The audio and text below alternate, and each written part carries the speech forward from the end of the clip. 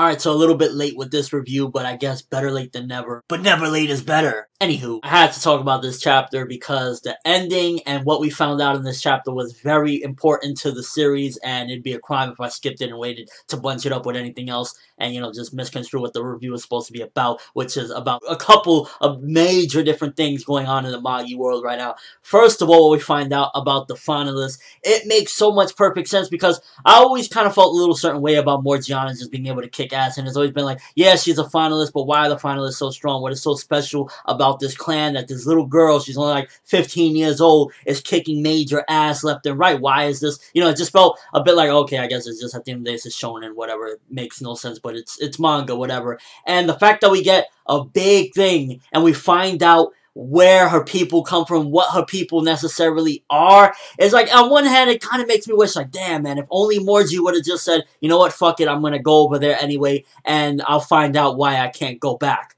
That's what I wish would have happened more so. Nevertheless, we found out that basically the finalists are beasts, basically, in their homeland, and I guess the only way they could reach that power is to go to the homeland. Is making me curious as to if there's any possible way that they could reach this form on the other side. Is it only strict to the homeland? So definitely at some given point, she's going to have to go to her homeland and figure this out and possibly train to be able to activate it. Maybe there's some sort of way that she can go into this mode, because it wasn't very specific when Mu was telling her about it. He was kind of like, you know, I was at the brink of death, and then all of a sudden my body just started getting light and I started swelling up with all this power and this energy. And I'm curious, was that because he started getting real close to the homeland? Was it when you're near death, that's when all of a sudden you get a swelling burst of this energy? I imagine it's more so that he was really close to the homeland, so he was able to tap into his inner beast. And it was just freaking crazy to see. They're like walking beasts, and I'm like, holy fucking shit! And it's just making me that much more want Morgi to try to go back to her homeland and see what the fuck is up and see how her people are, because just because we find out what they are, there's still more to investigate about that. First of all, what does the homeland look like? We got a little bit of a glimpse in the chapter, but what does it look like? How do her people act? Are they snobs? Are they assholes? They seemingly seemed kind of gentle, because one of them came up to him and ran up to him, and it was like all nice and chummy and stuff like that. So I'm curious, are the people actually decent people over there? Are they bitter towards the world? There's a lot of questions that can be explored if she was to go over there. But the problem with that is, as well, is that Yuna explained that pretty much the reason why I told you can never come back, you can come back, but you're not going to feel the same way. You're always going to be longing to be where you're meant to be and with your brethren and be your true self. And the true self of the finalists are these beasts. And I'm just like,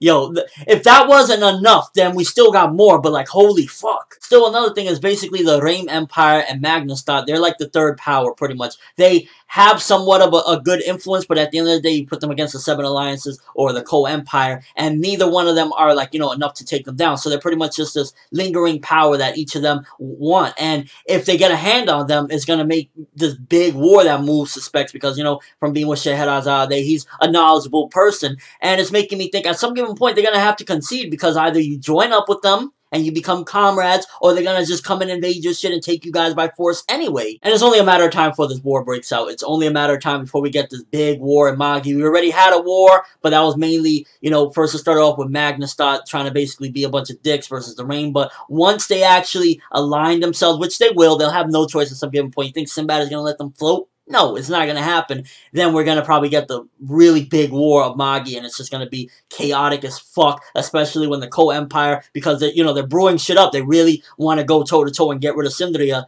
It's going to go down. But I called it, people. I've been telling you about this man, this great but shady man, Sinbad. How could you do that, Kogyoku, man? How could you do it to this innocent, beautiful girl that is in love with you, and you're just gonna do this to her? We've been suspecting for a while, like, what was it that he put in her? What was it that he casted on her? And the fact that he's talking through her, and the fact that he's using her as his own personal eavesdrop, I'm like, Sinbad, bro, you really have fallen into depravity, bro. You really have fallen into it. I'm like, this chapter was just probably one of the most interesting and best Magi chapters we've had in months. It was just like between the Reign Empire and Magnustat, them pretty much being the third power that'll probably start up a war. Then you also find out about the finalists that pretty much they're beasts, and you get a little glimpse of the homeland via Mu's flashback. And then after that, you get the fact that Sinbad is using her as his own personal eavesdrop, and he's basically telling him, yeah, man, I like that idea, Alibaba. You're gonna be basically our spy. And it's like, yo, Sinbad is not fucking trusting anyone. That kind of just shows what he thinks of Alibaba. If he's using him to be his own personal eavesdrop, he's like,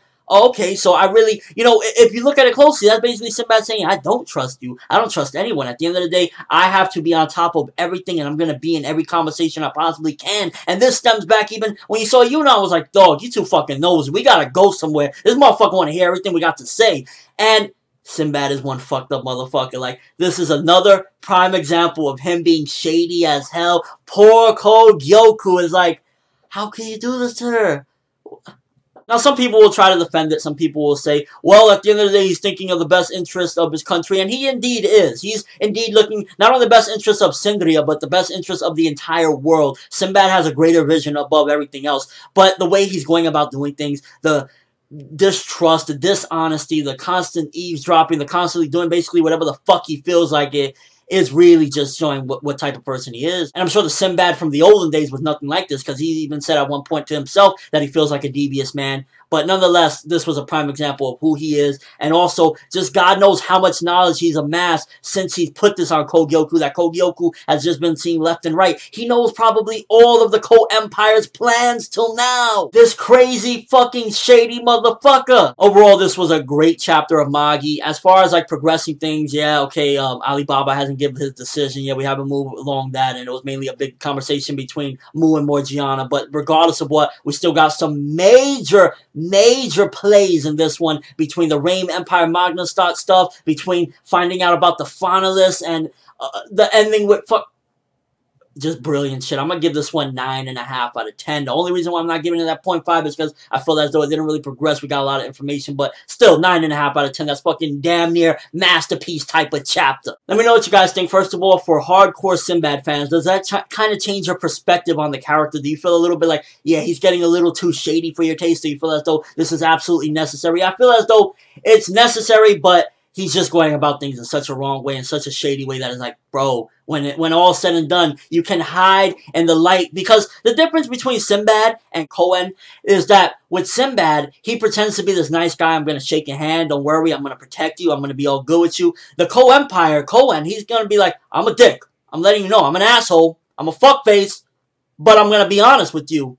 With Sinbad, it's like, yo, I'm the nicest guy in the world. And then behind closed doors, he's pissing in your fucking wine. What are your thoughts on the Finalists being beasts? Do you think that possibly they could tap into that power without being next to the Homeland? How do you think that works? And do you think that a war is going to pop off once the Reign and Magnastadt decide to choose a side where they're going to go? But that's all I have for this review of this crazy chapter. Thanks for watching. I hope you enjoyed.